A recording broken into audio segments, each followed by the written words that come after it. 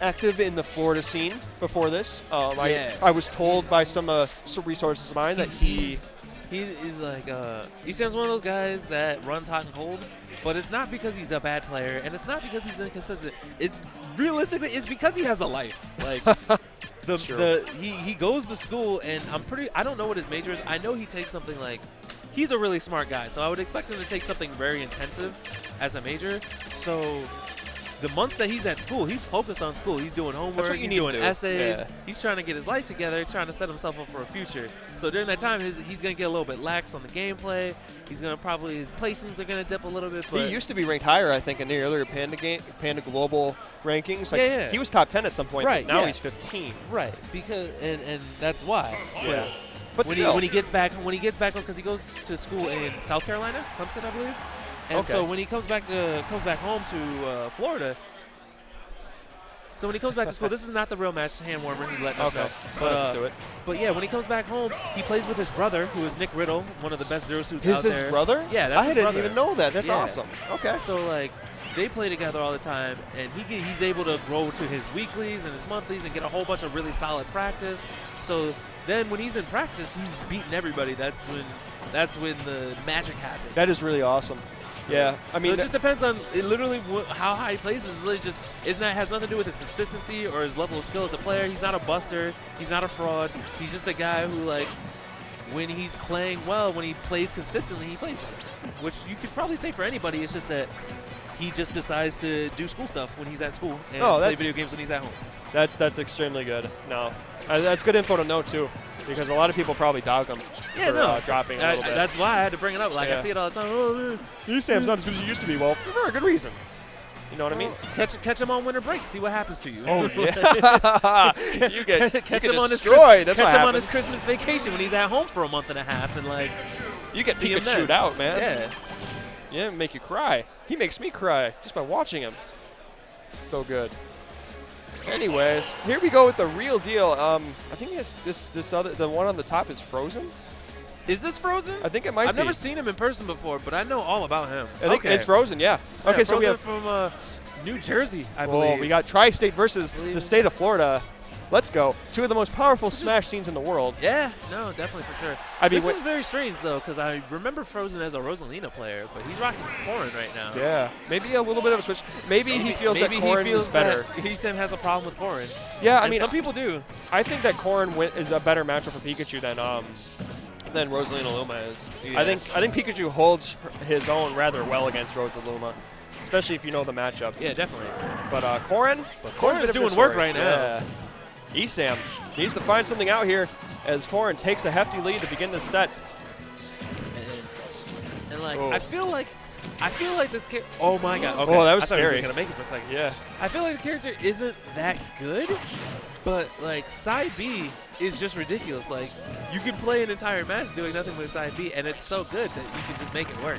Corrin has a lot of really cool tools. Like, for instance, her bear is an amazingly good spacer. Because the wings don't have hitboxes on them. The wings are completely intangible. They're invincible. So like, you can't really punish her like if it's spaced perfectly. He tried to armor through something there, and Esam flubbing the punish. I will also say, like a scrub. Corrin has probably the best counter in the game. Yeah, sends you completely vertical. So you gotta be careful. Oh, it's so scary. Going for the gusto on that one. Yeah. Actually, fun fact about her counter: it hits both front and back. Yeah. It's really cool. And in doubles, that's crazy. I've seen her tail kill people. It's ridiculous. Esam, bringing this back a little bit, though. Tried to hit the quick attack with the stinger. It didn't work out for him. Yeah, he's searching for quick attacks right now. He's trying to get the quick attack with the back air or the side B. Yeah. But Esam's not giving it to him right now. Even though he doesn't even have the lead, he's playing very slowly. I think that's what he wants, though. I think he wants to slow the game down after Corrin got to that hot start. Yeah. Make Corrin work a little bit. He brought him like 0 to 70, almost uncontested. Really? Oh, okay. This is designed to counter these smart. Oh my God! And that's not Bayonetta, so like she can counter as many times as she wants. It'll still do the same amount. Yeah, that's not gonna have a cooldown, and that Dragon Lunge just absolutely demolishes Pikachu. Oh wow! Putting him in the vortex again. Quick 38. I mean, wow! There is no lag on that move. No. Corrin has some ridiculously safe moves. Catching him in the Dragon Lunge. Oh my God! And Ugh. that's exactly what he's going for, though. I mean, what do you have to lose? Yeah, like I said, this is the Bayonetta. The counter doesn't get less effective if you keep using it and keep hitting with it. Looks like Frozen just has an answer to everything Esam is doing right now. Can't even get a word in. I think one more of those is going to take the game. Oh, absolutely. Another counter. Bad. Even you know what? No, Even no, his okay. Up air is fresh. So if he gets a tilt. Nope. Wow, Thunder kill with the B reverse. I didn't even see it. I almost thought that just bad DI, but the Thunder taking the stock. Ooh. Once again, that back air coming in clutch. Yeah. Wow, that was greedy. Yeah. Doesn't not going to kill, though. Yet. If this was Town and City, that might have killed. If he still had the rage from his last stock, that definitely would have killed. But luckily, Esam got the stock first, so yes, lives on another day here. But he's gonna have to put in some crazy work to make it back here. Absolutely. And he can get countered at any moment. He can get side beat at any moment. Right. Whoa. Yeah, there's so many. He jumped up in his chair because he was so mad at himself for mistiming that Thunder, because that was perfect. That was a perfect setup. Could have spiked him, but just slipped up a little bit. Oh, that's gonna do it. Take it. Yeah, there were so many options at that point that could kill Esam. That really, I just didn't see it happening. But Put a valiant effort though. Oh yeah, absolutely. Man ain't got no quit in him. No, we're gonna see a very close match coming up here. I don't think we're gonna see that much dominance in Game 2, as we take it probably to Town and City or Battlefield. And to anyone who's ever watched any of Esam's videos on his YouTube channel or anything like that, very analytical player. So I know the gears are turning, trying to figure out some answers, figure out some counters, figure out some responses to these questions that Frozen is asking him with this Corrin right now. This man needs platforms, is what he needs right now. We're gonna see Lilat. Okay. And for those of you who don't know, Lilat is incredibly good for Pikachu because since the stage is constantly moving, it allows Pikachu to cancel his quick attack whenever he lands by jumping. Oh, which yeah. is what you're seeing right now. We're going to see Esam dance all around this stage all throughout the game here. Now, that's not to say that it's impossible to deal with because Corrin's wings are still intangible in the back air and the hitboxes are still huge on Nair, so she can still stuff quick attack.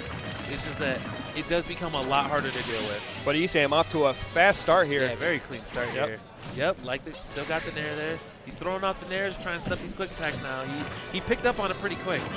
Absolutely. And now you see Esam is like baiting him, trying to get him to throw out moves to punish the quick attack, and just quick attacking at him from different angles to punish him anyway. That's what makes it so optimal for Pikachu as a stage. Like all the different abilities he has with the platforms and with the way the landscape is actually on this stage.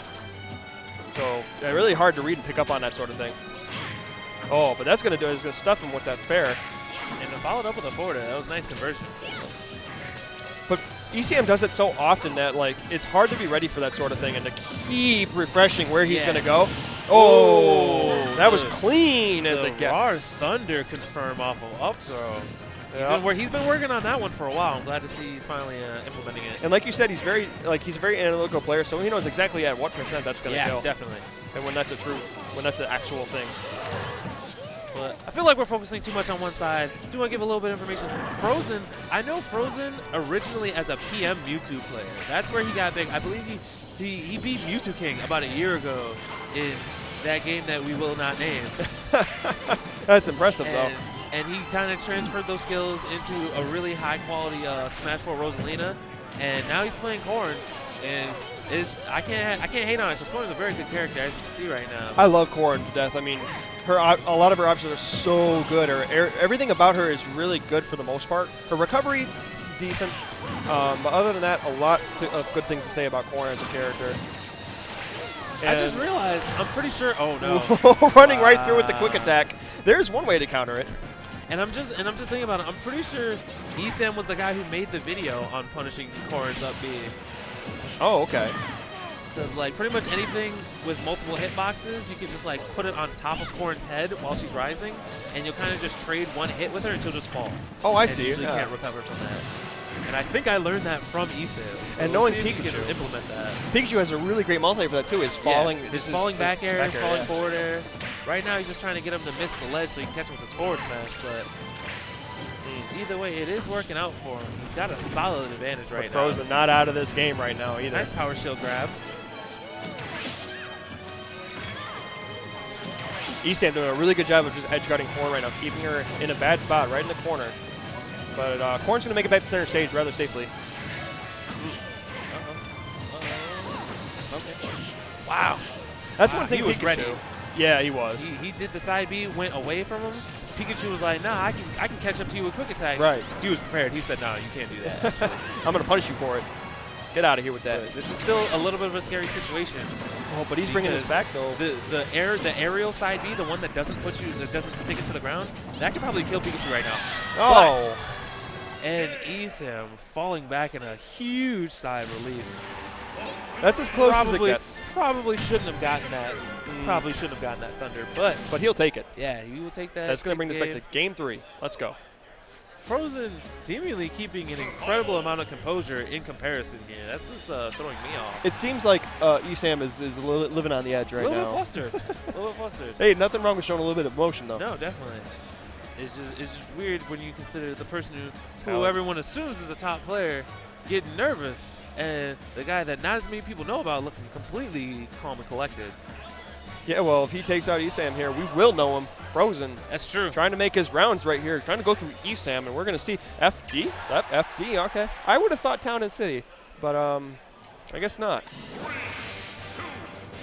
Interesting choice. I wouldn't want to roll Town City against Corrin when she has that. Well, Esam was picking though, right? Yeah, that's why I wouldn't want to go. No, Frozen was picking though. Oh, was it? Frozen, yeah, because Esam won game 2. Oh, right, okay. So I'm surprised. It's not a bad pick though. You might have banned it. Yeah, you might have. This is the next thing. Either way, this is working out for him right now. 60% to 9% right now, 70%. Well, you really limit.